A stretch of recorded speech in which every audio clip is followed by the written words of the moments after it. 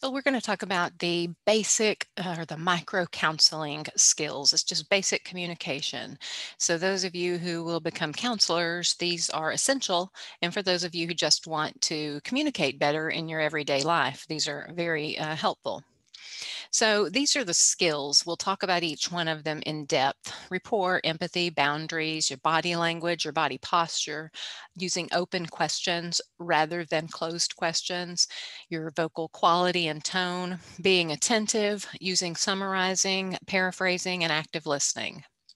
Now, the first is rapport. Rapport is always developing, and it begins at the very first moment of contact, the very first time you have any contact with a person. It could be on the telephone, it could be through an email, but that initial contact starts the development of rapport. And rapport is essential for the development and continuation of a healthy relationship. And with clients, it's essential in order to create safety and trust. It will be hard to have any kind of good vulnerable work done in a counseling session without rapport. Empathy. Empathy is an ability to understand what a person is sharing with us. We don't have to have had the same experience to understand what a person is sharing with us. Just understanding how they're telling the story, how it affects them, and having some concern and care about that. And empathy is essential in the helping profession. I strongly encourage a person that's considering the helping profession to examine their level of empathy. And I discourage people from this profession if they don't have the ability to empathize with other people, because we really do have to care about the people that we're going to be working with, that we're going to serve, because empathy is not something that can be faked. The next is boundaries, and boundaries are essential. They're pretty black and white in the helping profession. They protect the client, and they also protect the practice, the person in practice, the professional.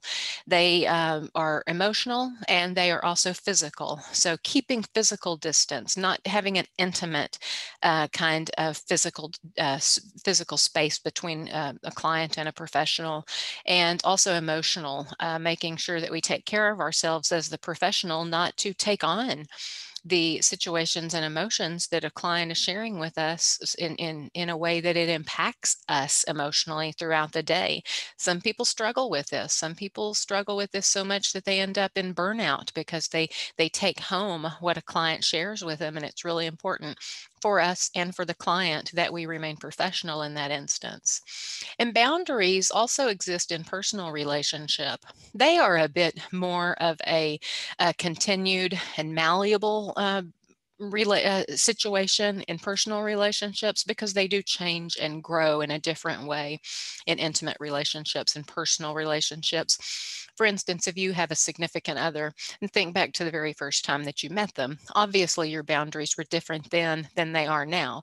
So they are made to change that way in personal relationships. Our body language and posture need to convey that we do care, that we are listening, that we are present, that we are attentive. And you can know and hear so much from what a person is not saying through body language, through their posture.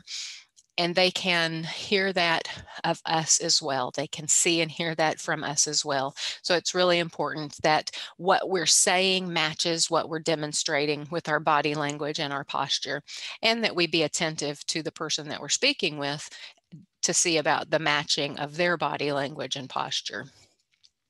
Our voice says so much. The way we say the words that we say, the cadence in which we say the words, where we make emphasis on particular words, whether or not our tone of voice rises and falls and is engaging. Think about a lecture you might have been in class sometime. If you've ever fallen asleep because you thought to yourself, someone is so boring, perhaps they were monotone, not engaging. That's the exact opposite of effective. That's the exact opposite of healthy. So it's important that we use our tone of voice. And also, if we can quiet our tone of voice sometimes whenever the mood or the emotion or the situation changes. And silence can be very therapeutic. Oftentimes people are uncomfortable with silence, so the silence will be filled. It's important as the professional or the interviewer that we're not the one that gets uncomfortable and fills that silence, and we allow the client to fill that silence. Open-ended questions are one of the most useful tools that we can learn. Open-ended questions cannot be answered with simple one word or like a yes or no. Do you want a cookie is a yes or no question. Tell me about your favorite kind of cookie is an open question. So there are times that yes or no questions or closed questions do have their place in an assessment, in some interviews, but for the purpose of counseling, open-ended questions by and large are the best type we can ask, we can use and utilize. It will help us keep from leading the client in a direction that we want them to go, like we're wanting them to answer in a certain way, and sometimes we don't realize we're doing that, and sometimes we are doing that for a therapeutic reason. But open-ended questions will allow the client to talk about what they want to, because as they talk about the things that they want to talk about, they will tell us who and what is important to them, so we can focus our time and attention on those things, because that is what is most important, is that we're working with the client about the things and in the direction that they wish to work.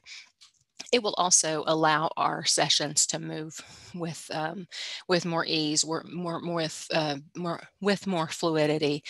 When we ask a lot of yes, no, closed-ended questions, it can become like an interrogation.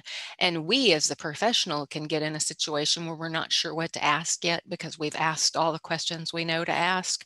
So the open-ended questions will not put you in that position. Being attentive is simply just being present, being there, being with the person, eye contact, listening, making facial expressions that reflect that we're listening, nodding our heads, just being there without distraction from outside of that moment. Being attentive and being there is also an attending behavior. It is so essential. It is so important, because we have to convey, we have to be listening to what the person is saying, also noticing the body language and other cues about what they're not saying, being engaged in the moment rather than being distracted. That says, it comes off and it says a lot to a person that we are there and we are attentive. Sometimes that's more important than the words that we say. Think about a conversation that you've been in recently or one that you've witnessed, and how often a person is distracted by sounds or things outside of that conversation, including very often cell phones. How often are you talking with a person and they look at their phone because it dinged, or they've got a text message? Think about how you feel. Think about what that feels like. That's often really sending a message that I'm not interested in you as much as I'm interested in this other thing. And that is, it's not effective and it's not healthy. So questioning, be curious, be interested in the answers that are given. So using those open-ended questions to get the information. And again, this is a reiteration, the person will tell you who and what's important if you're listening to the answers that they're giving. Summarizing is simply a recap of what's gone on. Often this happens at the end of a session. You might just say, so Mary, today we talked about XYZ, and you said that over the next week before we see each other again, you're going to XYZ. That's kind of a recap, kind of an encapsulating of everything that occurred during that session. You can also use those at the beginning of a session to recap the last session. So Mary, when you were last here, we talked about this, and you said that you were going to do this over the period of time we were apart. So tell me how that went. It's just a great jumping off point for moving into a new session. You can also use it to kind of get a person back on track, redirect them if they've gone, down a rabbit trail, or they've gone kind of astray from the focus of the session. And people sometimes do this to kind of get the emotion or the attention away from them. unconsciously often, but just to say, yeah, right before we talked about that, you were talking about, and I want to really get back to that. So you can use summarizing for that also. One of the things that summarizing also does for us and for the client is that it really affirms for them that we are listening to what they're saying, that we are present, we are attentive, we are there. Paraphrasing is similar to summarizing, but paraphrasing is saying back to somebody in our own words what we heard them say. And often that's a great tool in case we maybe misunderstand what a person is saying, because of what you've already learned in class so far and in other classes, that we come from different backgrounds, different beliefs, and sometimes we are saying something and someone's not really understanding what we're saying, but the person receiving the information doesn't realize that they're not understanding it. So we could part ways with totally different pictures of what we agreed to, what we talked about. So paraphrasing is simply using a sentence like, so what I'm hearing you say is, or well, what I think I heard you say is, or so let me just, for my own understanding, say this back to you so I can make sure that I understand what you're saying. And then a person can say, absolutely, that's it exactly, or they'll say, no, that's not exactly what I meant. In relationships that communication can get in conflict, paraphrasing is a great way to kind of nail down and analyze, like, where are we going astray? When I say this, you hear this. So what's going on? Kind of what's the disconnect here? Oftentimes tied back to our beliefs, our expectations.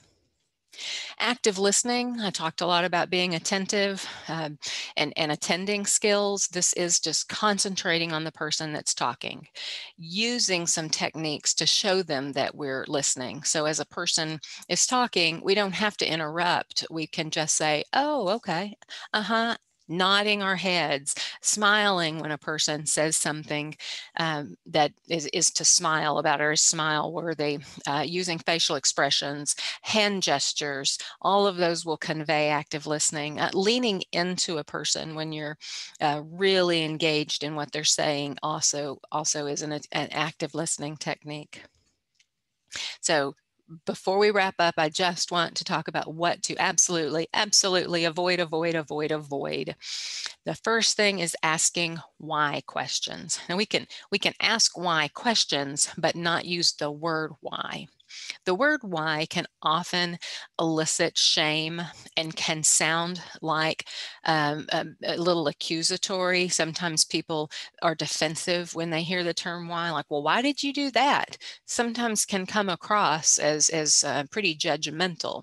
So you can ask any why question you have just by changing the way that you ask the question. I have a whole video about why questions that you can take a look at, but remember, don't start your questions out with why. Don't use the word why. Even if you think the other person won't respond in a negative way to the why question, just train yourself to ask it in a different way. And then you won't have to guess or second guess yourself about the formation of your questions. Also, avoid asking leading questions. Sometimes we ask questions. I talked earlier about kind of wanting a person to give us a particular answer, and leading questions are dangerous.